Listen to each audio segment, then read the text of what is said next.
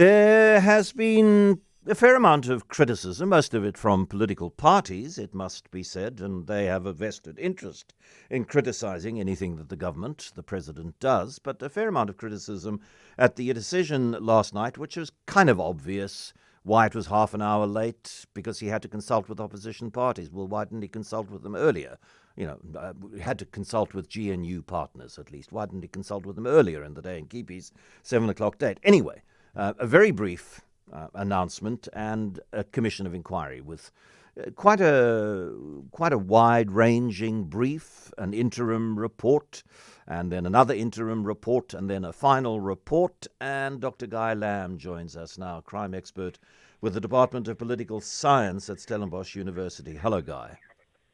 Good afternoon, John. Good afternoon to your listeners. He really didn't have much choice in terms of investigating General Mhkwanazi's allegations other than a commission of inquiry, did he?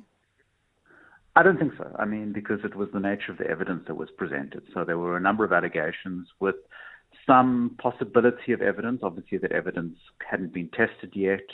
So really faced with what was ultimately a sort of a national crisis around policing, national crisis around governance, national crisis around the criminal justice sector, the president had to act. But in the absence of kind of extensive evidence that's unrefutable, you have to make choices. You can either deny it and say, we'll do an internal investigation, or we're going to do something that's independent, that in a way trying to look at this in a kind of professional manner that's going to address the problems. And I think that was the only choice he was faced with. But I think the important point that you made before is we now have a commission of inquiry that's slightly different to previous ones. It obviously has a more focused mandate, but it also has a mandate. It can pursue criminal proceedings if the evidence before it suggests that. It doesn't have to wait for the final report as we've had with other commissions of inquiry. It actually can take action where it encounters specific types of problems, which I think is quite important. Yeah, but it can suggest action. It can't take action. That's not in the nature of commissions to take action. And action has been suggested by commissions before, and that action has either not happened or happened at a pace slower than the slowest snail in the history of slow snails. Yeah, no, fair point there, John, fair point. But I think the point that we do need to emphasize is that it can start to apply pressure.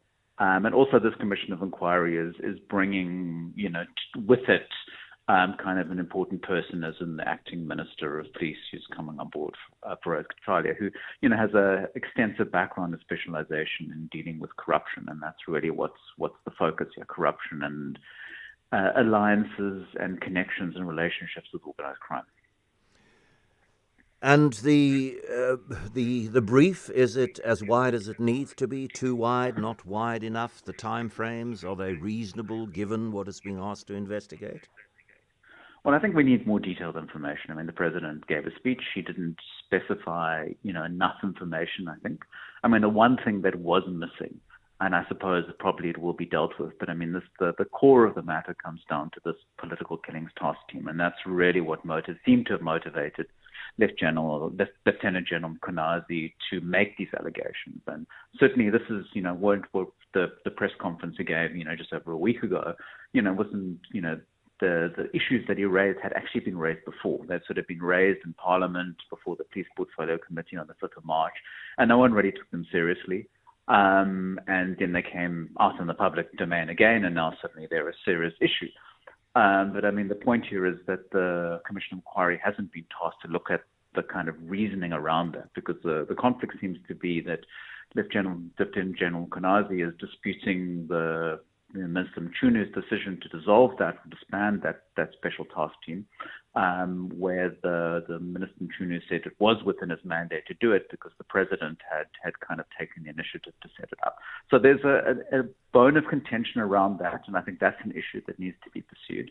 I think also what happened at the Parliamentary Portfolio Committee of Police on the 5th of March is when Minister Mchunu raised this whole issue of the Joint Standing Committee on Intelligence and how this was causing serious problems around the reform and communication around crime intelligence in the police.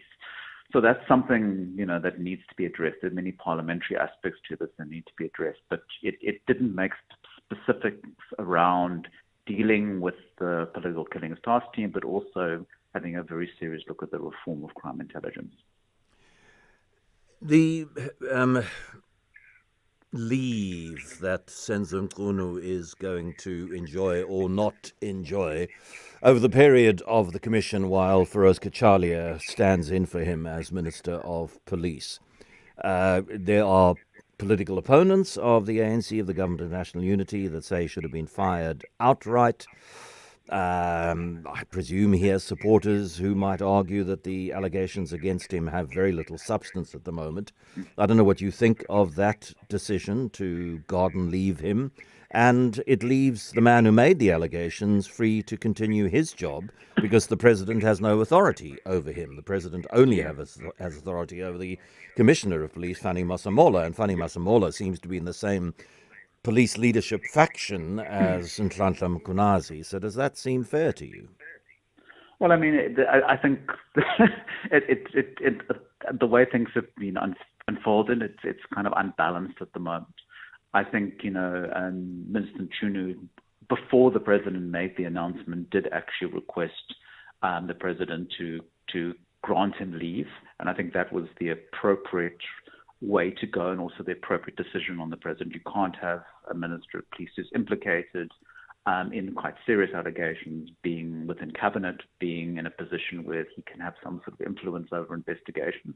So, I mean, I think that was an important thing. But it's really, I think, the ball is now in sort of police management's court, because there should have been some announcement around why a provincial commissioner was allowed to have a press conference and make statements that have implications for kind of national security, national interests, and the National Police Commissioner was not involved. I mean, the police is a sort of hierarchical, top-down organization, and, in these kind of situations where a more junior member of the management makes statements without the direct involvement of, the sort of senior management, kind of usually these kind of type of events result in disciplinary action. I mean, we just need to reflect on what happened to Jeremy Verrier in the Western Cape, where he made some sort of statements on social media that saw him being dismissed. So a far less public kind of criticism of kind of the nature of the police, criticism